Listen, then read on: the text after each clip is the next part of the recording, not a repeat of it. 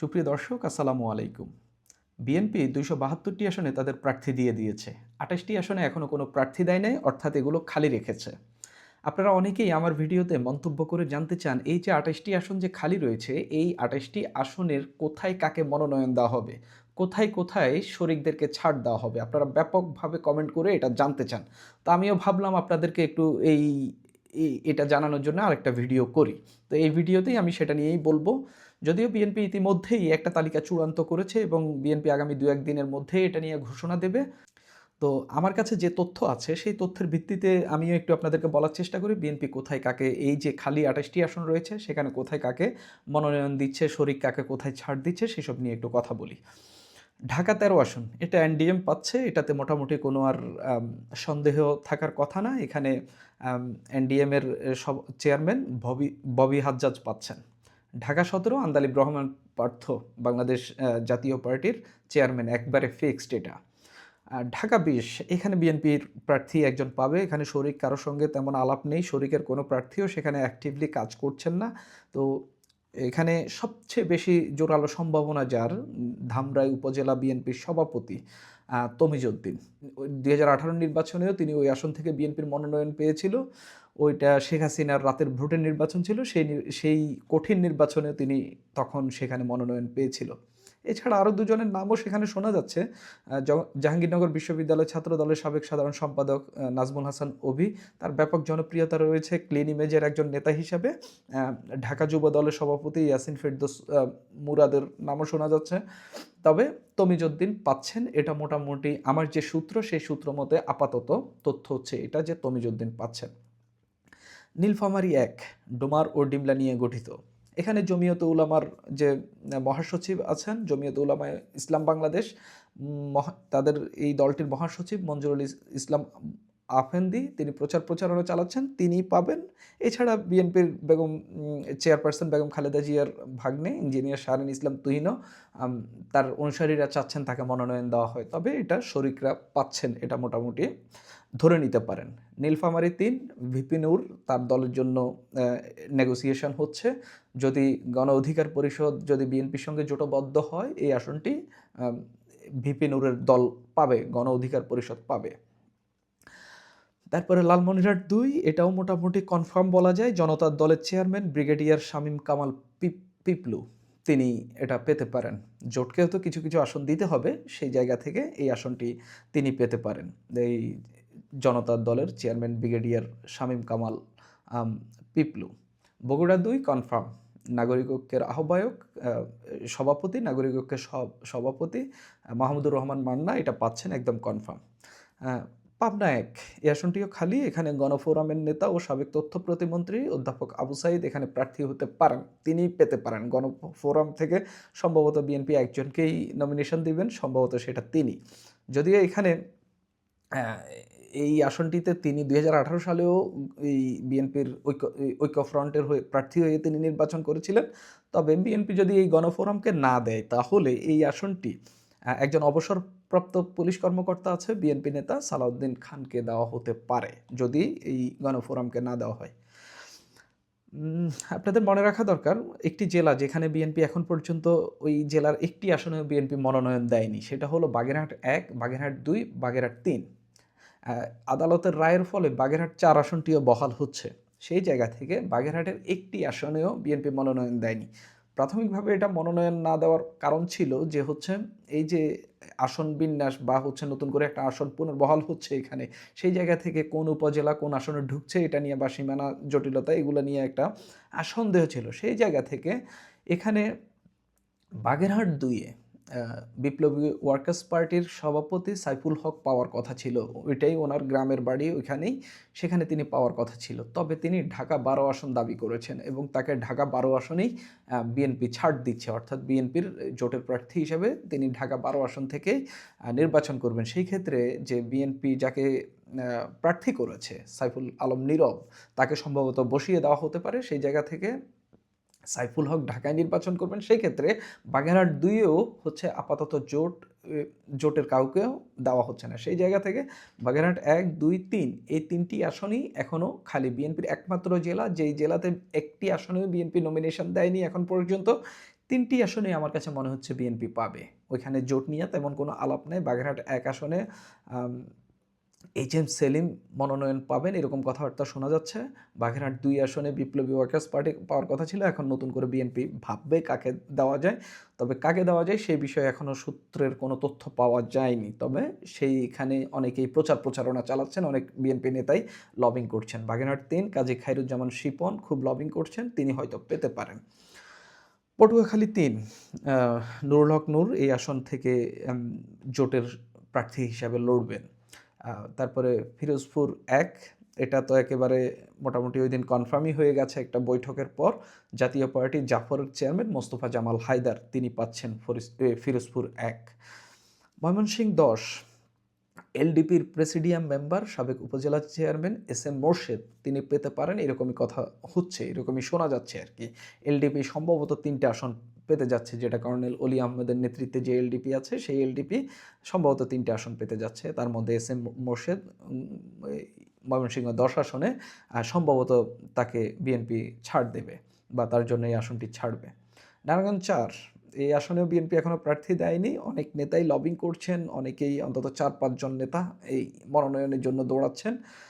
তবে সম্ভবত জমিয়তে উলামায়ে ইসলামের নেতা মনির হোসেন কাসেমি এই আসনে জোটের প্রার্থী হিসাবে, জোট সঙ্গী হিসাবে বিএনপি এই আসনটি তাকে ছেড়ে দেবে। এরকমই মনে হচ্ছে, যেহেতু ২ দফায় ঢাকার আশপাশে মোটামুটি সবগুলোতেই বিএনপি মনোনয়ন দিয়ে দিয়েছে, এখানে খালি রয়েছে, তার মানে এটা জোটকেই দেবে, এটা মোটামুটি নিশ্চিতভাবে ধরে নিতে পারেন। সিলেট ৫ এটাও মোটামুটি কনফার্ম। জমিয়তে উলামার প্রধান ওবায়দুল্লাহ ফারুক এই আসন থেকে মনোনয়ন বলতে কি জোটের প্রার্থী হিসেবে এই আসন থেকে নির্বাচন করবেন। বিএনপি এখানে প্রার্থী দেবে না। ব্রাহ্মণবাড়িয়া ৬ এটাও কনফার্ম। গণসংহতি আন্দোলনের প্রধান সমন্বয়ক জোনায়েদ সাকি এই আসনে থেকে নির্বাচন করবেন জোটের প্রার্থী হিসেবে। কুমিল্লা ৭ এটাও মোটামুটি কনফার্ম। এলডিপির মহাসচিব সাবেক প্রতিমন্ত্রী বীর মুক্তিযোদ্ধা ডক্টর রেদওয়ান আহমেদ এখানে এলডিপির প্রার্থী হিসাবে তিনি বিএনপির জোটের প্রার্থী হিসাবে তিনি এখানে নির্বাচন করবেন। লক্ষ্মীপুর ১ একটা দল বিলুপ্ত হয়ে বিএনপির সঙ্গে যুক্ত হয়েছে, আপনারা নিশ্চয়ই জানেন। Bangladesh liberal democratic party. Sadat Hossain Selim এই দলটির নেতৃত্বে ছিলেন। তো তিনি যখন দল বিলুপ্ত করে বিএনপির সঙ্গে যুক্ত হয়ে গেলেন, তো বিএনপি এখনও তাকে ওই আসনটি দেবে। অর্থাৎ তিনি এখন ধানের শীষে নির্বাচন করবেন ওই আসন থেকে। অর্থাৎ এই আসনটিও যে সাদাত হোসেন সেলিম পাচ্ছেন এটা মোটামুটি কনফার্ম। লক্ষ্মীপুর ৪ খুবই কনফিউশন ছিল। আশরাফুদ্দিন নিজান পাবেন কি পাবেন না, নাকি জেএসডিকে দেওয়া হবে। গত কয়েকদিন ধরে জেএসডির তানিয়া রব, সিনিয়র সহসভাপতি তানিয়া রব, তিনি দেখলাম যে ব্যাপক প্রচারণা চালাচ্ছেন। মনেই হচ্ছিল বিএনপি এই আসনটি ছেড়ে দিয়েছে।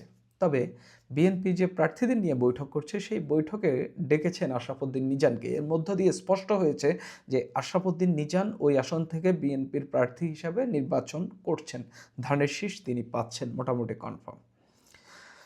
ঝিনাইদহ ১ এই আসনটি নিয়ে অনেকেই মনোনয়ন চাচ্ছেন, তবে সম্ভবত যিনি বর্তমানে অ্যাটর্নি জেনারেল আছেন আসাদুজ্জামান তিনি নির্বাচন করবেন, তিনি এরকম কথা বলেছেন। সম্ভবত বিএনপি তাকেই এই আসনে প্রার্থী করবে। তবে এছাড়াও এখানে অনেকেই প্রার্থিতা চাচ্ছেন, যেমন বাবু জয়ন্ত কুমার কুণ্ড, কৃষক দলের খুলনা বিভাগীয় সাংগঠনিক সম্পাদক ওসমান আলী বিশ্বাস, তারা মানে উনি ছাড়াও এই দুজন মনোনয়ন চাচ্ছেন এবং লবিং করছেন আর কি। ঝিনাইদহ ২ এখানে গণ অধিকার পরিষদের সেক্রেটারি রাশেদ খান এখানে পাবেন। বিএনপি এর আগে চিঠি দিয়ে জানিয়েছে যেন রাশেদ খানকে ওখানে প্রচারণা চালাতে দেওয়া হয় এরকম, অর্থাৎ এটা জোটের প্রার্থী পাচ্ছেন। ঝিনাইদহ ৪ এই আসনে বিএনপি থেকে মনোনয়ন যে চাচ্ছেন সেই তালিকায় বেশ কয়েকজন রয়েছেন, যেমন স্বেচ্ছাসেবক দলের সহসাধারণ সম্পাদক সাইফুল ইসলাম ফিরোজ, উপজেলা বিএনপির যুগ্ম আহ্বায়ক হামিদুল ইসলাম হামিদ, সাবেক সংসদ সদস্য শহীদুজ্জামান বেল্টুর স্ত্রী মুর্শিদা জামান। এখানে বিএনপির একজন নেতা খুন হয়েছিল বেশ কিছুদিন আগে। এই বিএনপির নেতাকর্মী খুন হওয়া নিয়ে এটা নিয়ে কোন্দল আছে। সেই জায়গা থেকে বিএনপি এটা স্থগিত রেখেছে নাকি অন্য কোনো কারণে, নাকি শরিককে দেবে সেটা এখনও বোঝা যাচ্ছে না। তবে শরিকের কারও সেখানে হচ্ছে যে নির্বাচনের যে দৌড়ে আছেন সেরকম কাউকেও আমি খোঁজ নিয়ে যতটুকু জানতে পারলাম যে হচ্ছে শরিকের কেউও সেখানে তেমন একটা দৌড়াদৌড়ি করছেন না, শরিকের তেমন কেউ এখানে নেই। অর্থাৎ বিএনপির কেউই পেতে পারেন, তবে বিএনপি কেন ডিলে করছে বিএনপি জানে। নরসিংদী ৩ এই আসনটি বিএনপি, আমি এর আগের একটি ভিডিওতেও বলেছি বিএনপি কেন এই আসনটিতে প্রার্থী ঘোষণা করছে না এটা আসলে আমার বোধগম্য না। তবে যিনি মনোনয়ন পেতে পারেন মঞ্জুর এলাহি।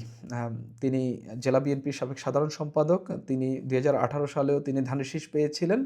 আরও একজন মনোনয়ন চাচ্ছেন। তবে শেষ পর্যন্ত আমার কাছে মনে হচ্ছে মঞ্জুর এলাহি পেতে পারেন। এখানেও ওই জোটের কারো তেমন একটা দৌড়াদৌড়ি নেই বা জোটের কেউ এই আসনটি চাচ্ছে সেরকম খবর এখন পর্যন্ত আমি পাইনি। শেষ পর্যন্ত জোটকে দেয় নাকি মঞ্জুর এলাহিকে দেয় এটা নিয়ে একটা সন্দেহ থাকছে। তবে আমার কাছে মনে হচ্ছে শেষ পর্যন্ত মঞ্জুর এলাহি পাবেন। ব্রাহ্মণবাড়িয়া ২ খুবই কনফিউজিং একটা আসন। বিএনপি সেখানে রুমিন ফারহানার মতো একজন থাকা সত্ত্বেও বিএনপি কিন্তু তাকে মনোনয়ন দেয়নি। কেন দেয়নি? ২ টা দফায় বিএনপি প্রার্থী তালিকা ঘোষণা করেছে। ২৭২টি আসনে প্রার্থী তালিকা ঘোষণা করেছে। ব্রাহ্মণবাড়িয়ার সব আসন মোটামুটি ফিক্সড হয়ে গেছে। ব্রাহ্মণবাড়িয়া ২ আসনে প্রার্থী ঘোষণা করেনি। এবং বিএনপি যে ঢাকায় প্রার্থীদেরকে ডাকছে, এর মধ্যে ২-১ জনকে ডেকেছে যারা হচ্ছে যাদের নাম এখনও ঘোষণা করা হয়নি। যেমন আশরাফুদ্দীন নিজান। কিন্তু রুমিন ফারহানাকে ডাকা হয়নি।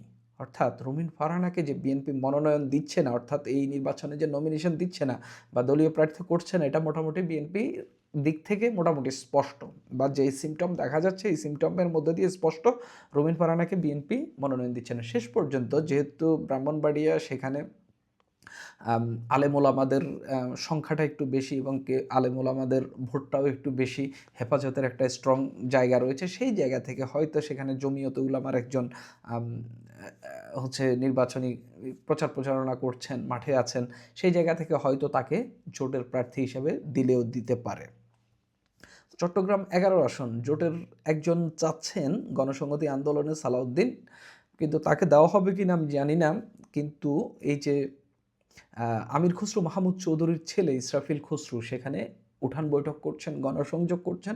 সম্ভবত শেষ দিকে গিয়ে এই ঘোষণাটা আসতে পারে যে হচ্ছে আমির খসরু মাহমুদ চৌধুরীর ছেলে সেখান থেকে প্রার্থী হবেন। কেননা এখনই এটা যদি ঘোষণা দেয় এই যে পরিবারতন্ত্র, এটা নিয়ে এক ধরনের সমালোচনা হইতে পারে। হয়তো শেষ মুহূর্তে এই আসনে বিএনপি প্রার্থী দিতে পারে আমির খসরু মাহমুদ চৌধুরীর ছেলেকে।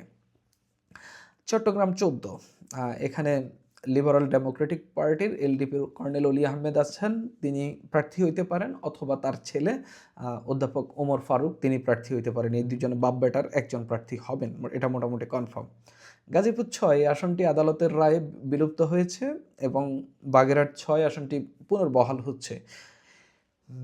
অর্থাৎ গাজীপুর ৬ বলতে এখন কোনো আসন নেই। বাগেরহাট ৪ আসন, এখানেও বিএনপির মনোনয়ন দিতে হবে।